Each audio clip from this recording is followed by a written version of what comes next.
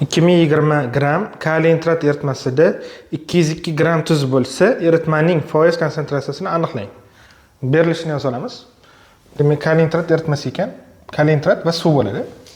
Shunda kaliy nitrat eritmasi bo'ladi birgalikda. Demak, kaliy nitrat tuz 202 gram ekan. Tuz bu kaliy nitrat. Eritma umumiy 2020 gram ekan. Foiz konsentratsiyasini toping degan. Foiz konsentratsiyasini topish bo'lmasa, massa 1 massa eritmaga bo'lamiz. Massa 1 bu yerda tuzni massasi, kaliy nitrat massasi 202 gram. Buni formulada ishlasa ham bo'ladi, proporsiyada ishlasa ham bo'ladi. Formulada birinchi ishlab ko'ramiz, keyin proporsiyada ham ko'ramiz. Massa 1 o'rniga demak tuzni 202 gram qo'yamiz. Massa eritma 2020 gram.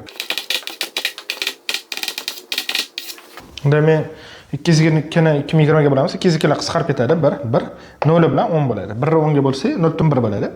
Bu qismda chiqdi. Qismdan foizga o'tish uchun 100 martaga farq qiladi. Qism bilan foiz. Qismdan foizga o'tish uchun shuncha 100 ga ko'paytiramiz. 10% chiqadi. Demak, formulada topdik, foiz konsentratsiyasi 10% chiqar ekan. Kaliy nitratda eritmasidagi o'sha kaliy nitratda foiz konsentratsiyasi 10% chiqar ekan. Endi proporsiyada ishlab ko'ramiz. 2020 gram hammasi eritmaning hammasi, shuning uchun bu 100% da.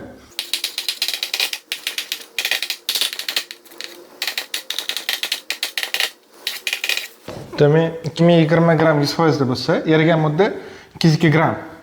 Necha foizda? Ya'ni tuz proporsiya topamiz. X topish uchun 202 ni 100 ga ko'paytiramiz va 2020 ga bo'lamiz. 202 bilan 202 qisqarib ketadi. 0 bilan 0, 10 0 qoldi, 10%. Bir xil formula bilan chiqyapti. Demak, foiz konsentratsiyasi 10% ekan. To'g'ri javob B varianti.